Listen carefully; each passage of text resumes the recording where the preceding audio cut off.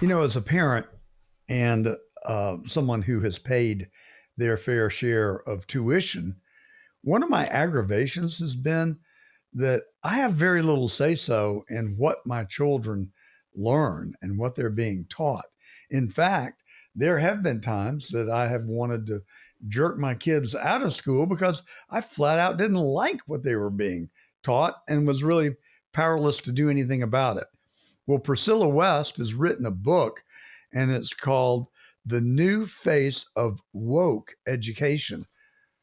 Boy, that title is kind of triggering, isn't it? Priscilla, welcome. Hi, thank you for having me. So the title resonates. What the hell are we going to do about it? It's a big one. Parents really need to become familiar with what's going on if they're not already, and begin to see what's really being done through our schools. And that's what this book is about. It's We only take it back to the mid 1990s when this movement called social emotional learning kind of took off. Of course, there are a lot of people talking now about, much further back, going back to Horace Mann and John Dewey. You're probably familiar with a lot of that. But social emotional learning is what we found has really just quietly taken over education and hollowed it out. To be honest, it's why the focus is no longer so much on reading and math. All that's taken a back seat really to feelings and activism, identity based activism. And this is the mechanism. Well, feelings are real, um, but I don't know that you can practice that. I guess if you've got problems with feelings, you need to go to a shrink and work on your feelings. I want to work on the three R's: reading, writing, and arithmetic.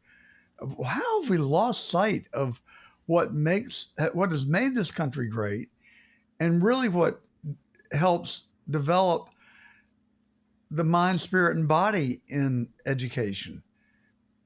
Um, I just don't get this feeling stuff. Right. And it's really a stealthy maneuver that they've pulled with this movement. Um, the surface level is the feelings talk. And I think that's where most of the people in the education sector reside. They believe the marketing and they think this is about building empathy in children and building their resilience. You hear a lot of talk about kindness, right? Managing emotions. So most people who are doing this, who are enacting it in our schools, have good intentions. And but I agree with you. I think you build resilience through hardship, through trying hard things, and through sometimes failing. So again, that's the surface level aim. That then and more people are becoming familiar with the kind of just below the surface, which is the ideological indoctrination, and we're seeing that, right? Everyone's seeing that everywhere. SEL is the mechanism through which the CRT came into our schools, the DEI, the sexual health education that's very explicit. As I'm listening to you talk, the idea struck me that as I was reflecting back over my own childhood and development, a lot of what you're talking about was really my parents' responsibilities. They taught me kindness. They taught me uh, resilience. I brought my feelings home to them, and when you get to a certain age, your parents pull you aside, and they talk to you about the birds and the bees. I remember it vividly, like it was yesterday. I mean, I'm almost tempted to say the nerve of these people to usurp the parental rights and obligations from children's parents and somehow bringing it into the schoolhouse. A lot of these people, I've always, look, I've had good teachers, I've had bad teachers. Um, I've had a love hate relationship with academians. My paradigm is, and no disrespect intended. Look, There are a lot of really dedicated, good teachers. We need more of them. But when it comes to them telling me how to live my life or how I should think or how I should behave, I'm kind of like, what are your qualifications? You're Right. great. You can teach me math. You can teach me science. We'll study history together. But don't tell me how to think and believe, because if you if you had a CV, you wouldn't be teaching. You'd be out in the real world struggling to make a living like the rest of us are. Well, am I just being too big of a hard ass? No, no, I think that's where most of the people railing against social emotional learning, that's where most people reside. The ones on the side that are, get it out of our schools. We know it's bad because it's usurping parents, and it's trying to teach emotional management, things that are not should not be the purview of schools, right? But what these academics in the 1990s did, they formed a group called CASTLE. Have you heard of CASTLE? I can't say that I have. It stands for the Collaborative for the Advancement of Social and Emotional Learning. So CASTLE formed in the mid 1990s, and their mission was to push this social emotional learning into K through 12 schools. So then in the early 2000s, they actually changed the name. You said, how is this academics? They changed the name. They kept the CASTLE acronym, but they changed it to the Collaborative for Academic, Social, and Emotional Learning. And then they built this stuff into Common Core. A lot of us were, railing against Common Core and saying it doesn't make sense, and we need phonics, and we need, the mathematics doesn't make sense. We were all kind of nitpicking all of that on the surface level, which was huge. But underlying that were these data systems that were all built out for every state, and the Common Core data systems and learning standards, the national standards, built in these psychological assessments, right? So the math standard wasn't just about getting the right answer, it was about persevering until you get the right answer. Which right there, you're talking about tracking a child's perseverance. So this is the larger, deeper picture of what SEL is. Below the surface of the indoctrination, you have this with the adoption of all of the ed tech on top of the social emotional learning. You have this giant ecosystem of cloud-based education technology, we call it ed tech, that has social emotional criterion built in. It's tracking and monitoring these social and emotional skills of your children. So this is quite Orwellian. It's even deeper than we realized when we first started looking at this. Well, my children and my wife attended one of the best private schools in America.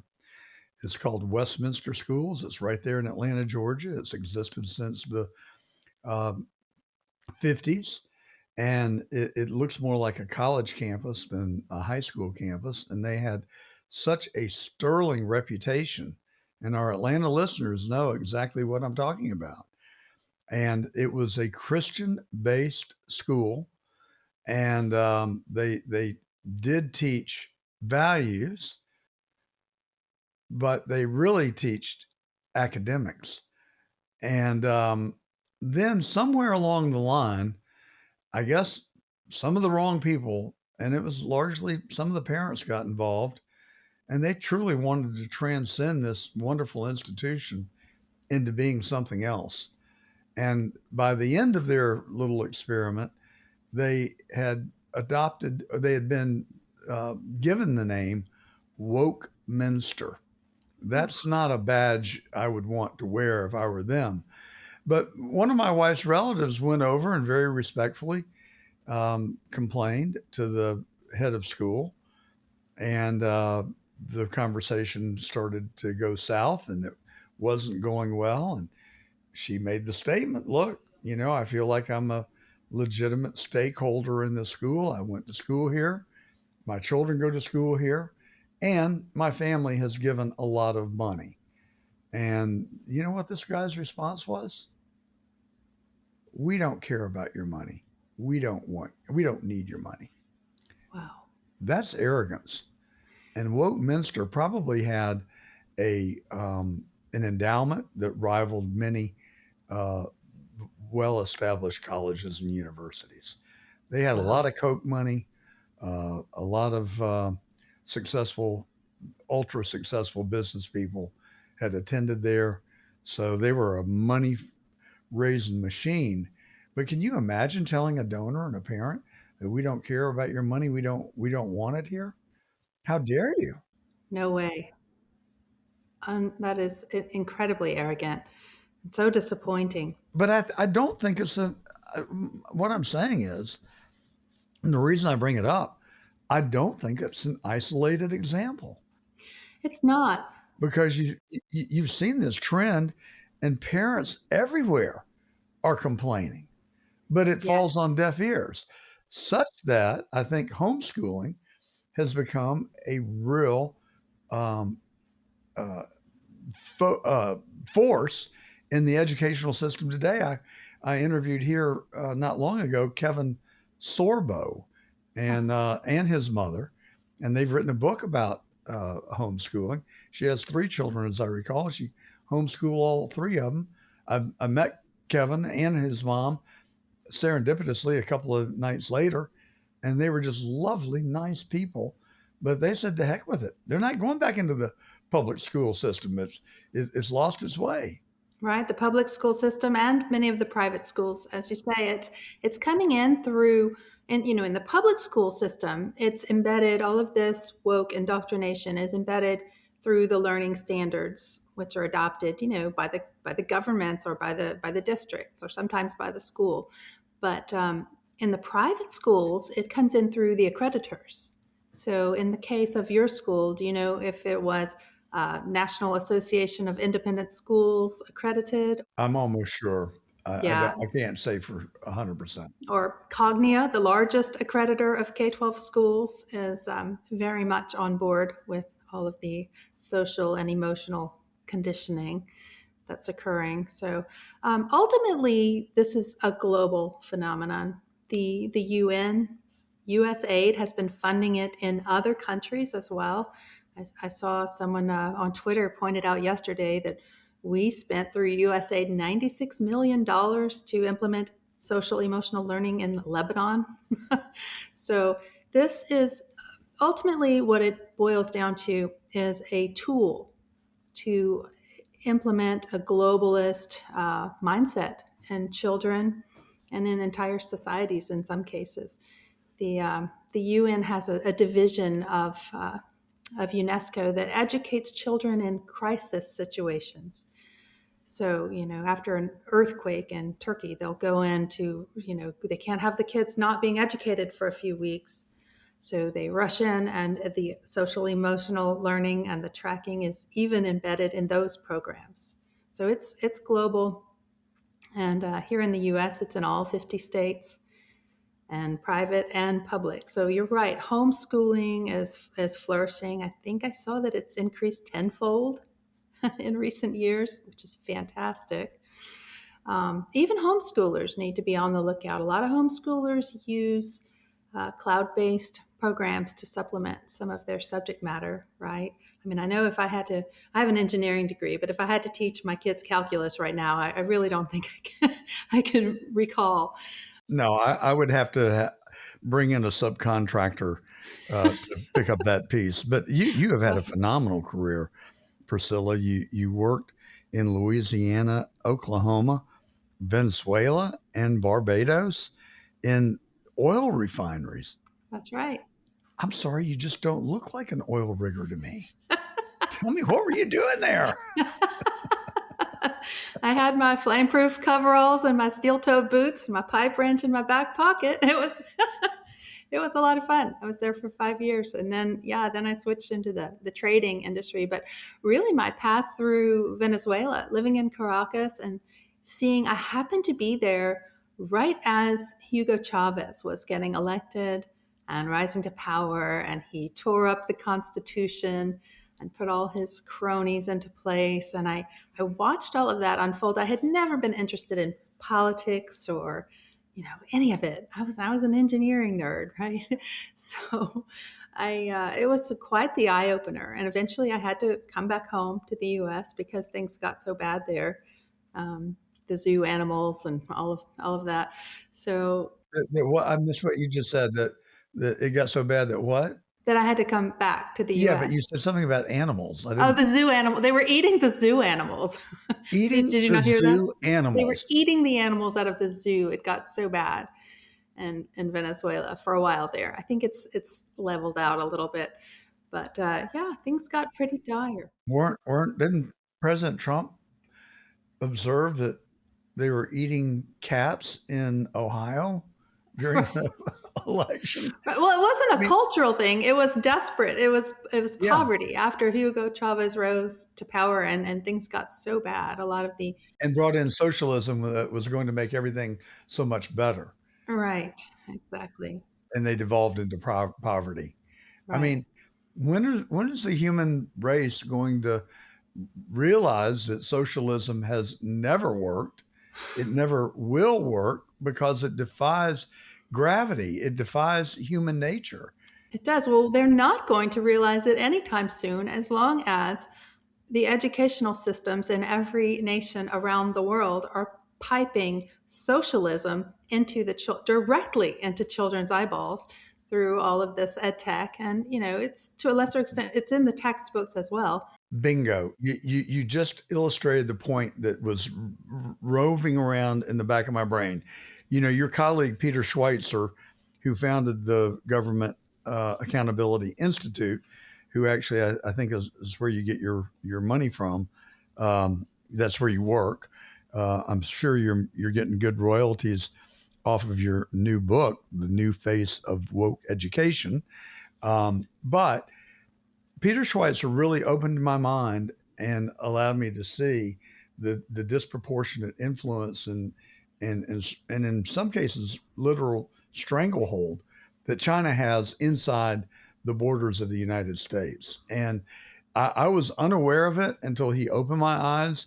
And then General Robert Spalding, who wrote Stealth Warfare, who has been on our show, further helped educate me on that. And I've had the occasion earlier this week to meet and spend time with some very successful, influential people, namely Governor DeSantis. I spent an hour and a half with Wednesday night, Art Laffer, Steve Moore, and I had dinner with Steve Moore on Tuesday night. And after I had these really unique and interesting experiences, I sat back and thought from a 30,000-foot view. You look at all the things that are going on inside our borders. I think Trump's done a good job of, to some extent, decoupling from China, but really establishing some lines in the sand that appear to be helping. I'd love to talk to Peter about that at some point. But it feels to me that something subversive is underway inside our borders. You look at riots in the Northwest, and the people that did the rioting have zero consequence for burning federal buildings and destroying property and literally taking over several blocks of Portland, Oregon. I mean, my God, have we lost our minds? And a lot of those same actors were touring the country and made their way through Atlanta, where they tried to burn the facade in front of CNN, and then marched on their way to Buckhead, burning and looting and rioting. Nobody was arrested. Nobody was caught. Nobody was held accountable for it. That's And right. and then you see when Elon Musk dared point out fraud, waste, and abuse inside the federal government, he was vilified. And people burned Teslas, keyed Teslas, smashed Teslas. Nobody was arrested. No accountability. Now, if I jaywalk in West Palm Beach, there's a chance that I'm going to get a ticket. That's right. What Yeah. the hell is going on? Where is this coming from? The educational system has fully embedded all of this into every subject, into it's in extracurriculars, it's in summer camps, it's in scouting, this social emotional learning. And what it does is it nudges constantly. It is continually telling children that the past is guilty, that the institutions are oppressive, it's and the solution that is presented to children again and again is activism. This is what they're pushing. So we're seeing it everywhere, and it's very much deliberate. And back in 2019, the social emotional learning, this group that I mentioned called Castle, they actually changed the definition of social emotional learning. So after they had woven it into the system, after they had embedded it in all of the subjects and all of the extracurriculars, and just before children went home to learn at the kitchen table because of COVID, they changed the definition and they made it explicitly about activism and social justice and identity. So children sat home on their iPads absorbing this with no one to bounce ideas off of, and the parents certainly wouldn't have agreed with it. So these nudges that the children are getting are driving a wedge between not only children and their parents, but children and the very institutions that make our country work. I knew Charlie Kirk. We were not on speed dial, but we had a very congenial, nice relationship. I didn't see him often, but a couple of times a year. And when I did see him, I would be able to spend some quality time with him. We had him on the show about 9 months ago, and we were having virtually the identical conversation that you and I are having right now in this on this particular topic. And the ist, racist, misogynist, sexist, homophobe, all the labels that are being thrown around inside the woke agenda, I think, and Charlie and I agreed that they are incredibly manipulative. And the manipulation is to silence us, to make us feel so insecure in our beliefs that we will not express them publicly. That way, then they get to control the narrative. You buy that?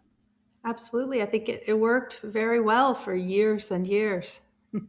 But I think it's being exposed and people are overcoming it thanks to groups like Charlie's group. TPUSA gave these kids something to coalesce around and start to see like, hey, I didn't think I was a racist, but they told me that so often that it made me wonder. Well, Steve Moore made a case this week when I heard him speak. Um, he ran down the condition of African Americans in the United States today, and we've got more work to do. There's a lot of uh, poverty in our country, indiscriminate of race. It does disproportionately affect blacks in many parts of our country. But as a whole, they are doing extremely well compared to the rest of the world. And the leaders of this country in the 60s decided that racism and discriminatory practices were illegal and that we weren't going to do it anymore. Now, that was over 60 years ago. And since then, we've offered free education, lots of opportunity, a until fairly recently, and it's still probably prevalent to some extent even today, a racial prejudice for a minority, like Elizabeth Warren, for instance. I mean, she's a Native American, and she went to Harvard with a scholarship, and put on her application that she was Native American. Well, she finally got shamed into a test, a genealogy test, and they found out that she was like 0.001 something. Hence the name Pocahontas that Trump labeled her. But I mean, I'm just saying the point is that we're a very generous nation. We don't need to be shamed into anything today. And I think we're really reaching a point where, this is really help me wordsmith this, because, I'm so skittish about being attacked for saying the wrong thing. But, I've been saying it anyway for 4 years, as imperfect as it may be. But, this raging debate about white supremacy.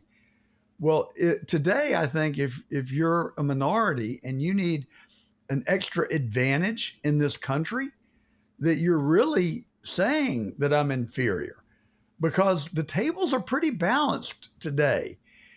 Access to education, access to employment, access to whatever it is somebody wants, medical services, is pretty much there for everybody. And if you can't afford it, you can get it. Absolutely. I mean, the ultimate white supremacy is saying that a minority person can't get a driver's license, can't get ID to vote, right? Isn't that equivalent of saying that whites are superior to whoever that is? Right. Because it's not like, you can't get a ride to the DMV to get your ID. I mean, Grady Health System in Atlanta, they'll give you a ride anywhere you want to go. Just tell them that you got a hangnail. They'll take you Right. to a little clinic or the hospital. It's the snake that comes back to eat its own tail, right? I Yeah. mean, all of this critical theory being pushed in through the education system, the intersectional theory, the more quote strikes against you that you have, the more ways that you are a minority, the more advantages and accommodations you're supposed to get in the system. So, she ticked that box on her application because she wanted a scholarship. So it's gonna come back to bite everyone, and we're seeing it. Well, I think that it is an insult to Martin Luther King to say that there is white supremacy.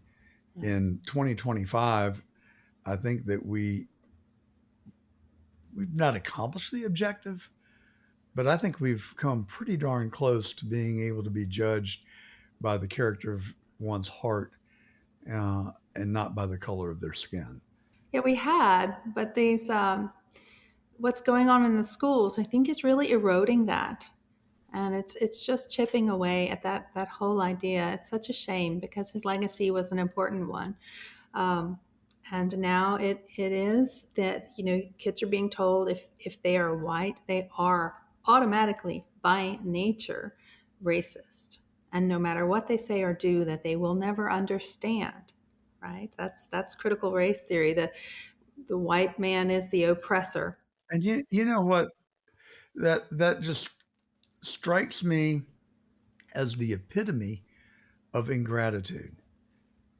That whites have not bent over backwards. We've done reverse somersaults and forward somersaults to correct the sins of the past. And you know, I knew Jimmy Carter. I talked to Jimmy Carter. I listened to Jimmy Carter preach, and watched him speak. And he really was, as bad of a president as he was, I think he really was a man of character and integrity. And for that reason, I really appreciated Jimmy Carter. But he talked about acceptance, and he talked about not just talking it, but walking it. And it made a real impression on me as a young man. And I think that's the kind of leadership, he epitomized the leadership that we've had in this country, about trying to achieve racial harmony. For Since 2006, I've started and have maintained a charity in Atlanta called the Friends of English Avenue. English Avenue is a 60 square block, and it represents the worst zip code in America for every social ill that you can define. The largest concentration of HIV per capita in any zip code in America, homelessness, joblessness, illiteracy, obesity, diabetes. I mean, you go down the list. I mean, any social ill you can name is right there in that 60 square block. But so many people opened their hearts and their pocketbooks and gave so generously. And crime is way down. Housing is plentiful. It has come so far. Um, and I just think that kind of generosity really, it didn't come from the black community, surprisingly. And there are a lot of affluent black business people and professionals in Atlanta. It primarily came from white people in Buckhead. And so to say that whites are oppressive and racist is just the height of ingratitude to me. Right. This is exactly how all of this quote empathy training, kindness lessons got a toehold in our schools because we are a generous people, we are an empathetic people, and all of this sounded really great. So now we've got this weaponized empathy where the kids are being told to include everyone. Well, sometimes you need to exclude someone. Sometimes you need to show a little bit of discernment. It is dangerous to abandon your instincts and your discernment and just have this enforced empathy where the girls are afraid to speak up when a boy is in the bathroom, that kind of thing. It's dangerous to do this to kids. It is child abuse. You're weaponizing their natural instincts and weaponizing empathy. Yeah. I think one of the most discouraging things that has happened in my adult lifetime, certainly JFK, RFK, and MLK were horrible atrocities in the 60s. I really had the notion that we were past that. But I can tell you the assassination of Charlie Kirk has sucker punched me in the gut. And I think it represents a new low in our country. And I am shocked and in disbelief by the number of people in America today who have responded to polls and said that they think that political suicide is an acceptable form of protest. Now, if that doesn't strike of a third world country, I don't know what does. Oh, you mean, yes, assassination as a form of protest? Yeah, Well, when the kids in school are told again and again that speech can be violence, and then someone speaks against them, well, they see it as self-defense. It's verbal gymnastics, but well, I think the first step towards solving any problem is acknowledging the problem and shining a light on it. And Priscilla, you've certainly done that in your new book, The New Face of Woke Education. I cannot tell you how much I've enjoyed our conversation today. I have And too. I just so appreciate your coming on. In fact, I've now you shared with me that there are 20 plus people in the Government Partnership or Government Accountability Institute, and I have uh, begun a great affinity for your organization by virtue of the people that I've been exposed to. So thank you so much for the work that you're doing. Keep up the good work. I wish you and your family a Merry Christmas and a happy, healthy, and safe New Year. Thank you so much, and all the best to you this holiday season as well. Merry Christmas. Thank you.